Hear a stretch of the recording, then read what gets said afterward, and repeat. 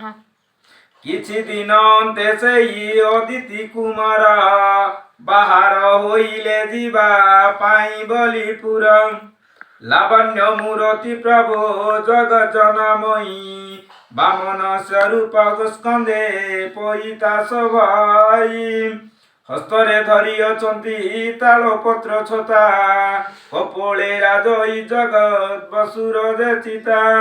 ପୁସ୍ତକ ସ୍କନ୍ଧରେ କଣ୍ଠେ ରୁଦ୍ରାକ୍ଷର ମାଳ ବାମ ସ୍କନ୍ଧରେ ଉତ୍ତରୀ ଦିଶଇ ସୁଢଳ। କୁଶବଟୁ ସହିତରେ ଏକ ତାମ୍ର ପାତ୍ରୀ ଦକ୍ଷିଣ କରରେ ସେଓ ଧରି ଚାଳିଥାନ୍ତି। କର୍ଣ୍ଣରେ କୁଣ୍ଡଳ ଦିଶୁଥାଏ ଢଳ ଢଳ ଚତୁର୍ଦ୍ଦଶ ପୁର ସଭା ହୋଇଅଛି ଠୁଳ। ବଳି ରାଜା ସିଂହ ଦ୍ୱାରେ ହୋଇ ଉପସ୍ଥିତ ସାମବେଦ ଧ୍ୱନି ମୁଖେ କରିଲେ ଆବୃତ।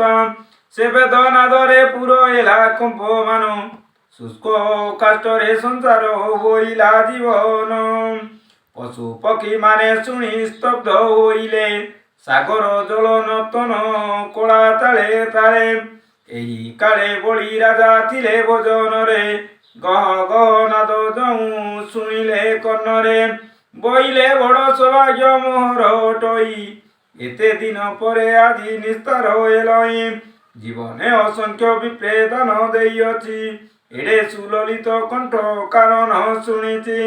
ଏପରି ଭାବନା କଳା କାଳେ ନୃପବର ବାମନଙ୍କ ବେଦ ଧ୍ୱନି କରିଲା ଅସ୍ଥିର।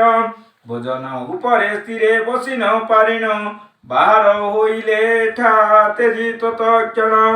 ପାଟ ମହିଷୀ ତାହାଙ୍କୁ ଗାଲିଣ ପଥ ବୋଇଲେ ଭୋଜନ ସାରି ଯାନ୍ତୁ ପ୍ରାଣନାଥ। ବଳି ରାଜନ ସେଥିରେ ନ ଦେଇ ନ କର୍ଣ୍ଣ ହସ୍ତ ପଖାଳିଣ ତଉଁ ଚଳିଲେ ବହନ।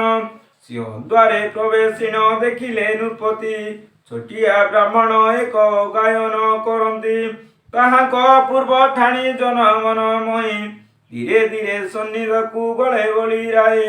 ଅତ୍ୟନ୍ତ ଭକତି ଭରେ କରି ପ୍ରଣିପାତ ପୁଛିଲା କି ଦ୍ରବ୍ୟ ଲୋଡ଼ା କୁହନ୍ତୁ ତ୍ୱରିତ।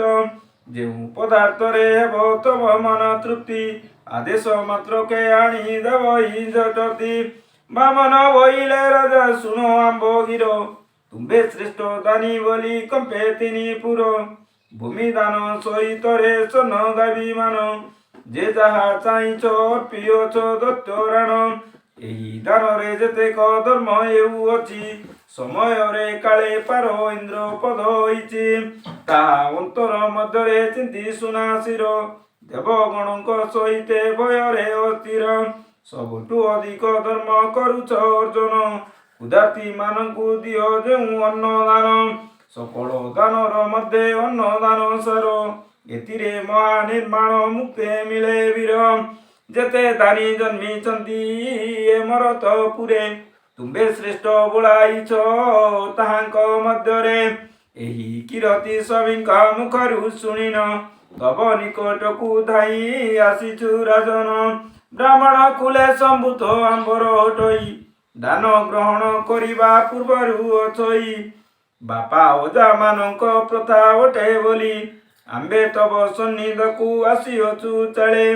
ଏମନ୍ତ ବଚନ ଯଉଁ ଭାସିଲେ ବାମନ ବୋଲି ବୋଇଲା ଶୁଣି ମୁଁ ତବ ବେଦସ୍ୟନ। ମନେ ଅପୂର୍ବ ଆନନ୍ଦ ଥିଲା ଜାତ ହୋଇ ଅରୁଚି ଲାଗିଲା ମତେ ଅମୃତ ମଣଇ। ତବ ବେଦ ଧ୍ୱନି ତାହାଠାରୁ ସହସ୍ରେ ଗୁଣ ଅଧିକ ସ୍ୱାଦୁ ଅଟଇ ଶୁଣ ଏ ବ୍ରାହ୍ମଣ। କି ଶୁଭରେ ତବ ପାଦ ଦର୍ଶନ କଳି ଆଜି ଏ ଭବସାଗରୁ ମୁଇଁ ନିସ୍ତରିଲେ। ଅଗଣିତ ବିପ୍ରଗଣ ଦେଖିଛି ନୟନ ତବ ସହିତରେ କେହି ନୁହନ୍ତି ସମାନ। ଅତ୍ୟନ୍ତ କ୍ଷୁଦ୍ର ଶରୀର ହେଲେ ହେବ କିସ ପୁରୀ ରହିଛି ତା ମଧ୍ୟରେ ଅସୀମ ସାହସ।